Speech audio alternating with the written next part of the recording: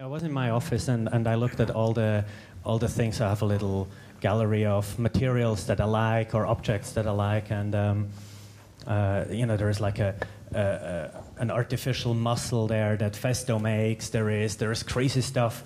But what I ended up is bringing is something that was given to me by the federal government, by the Swiss government, when I joined the military, which you have to in Switzerland when you turn 20. So I brought the army knife, which is obviously it's very cliche, but at the other hand, it's really interesting because this thing was invented, I don't even know, like a couple hundred years, 100, 200 years ago, and let's say 100 years ago.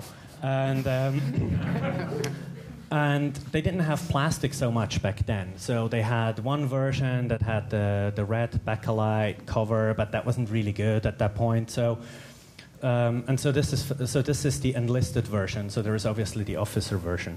The difference is the officer version has the corkscrew, which this doesn't. But what I think from a material standpoint, it's very nice because the plastic wasn't that good at that point yet. So they would do the aluminum enclosure, but they wouldn't do obviously the aluminum blade. So it's a stainless steel blade. So the smart mix of materials. You needed a pattern, so or a texture, so it doesn't slide out of your hand. So they thought of that.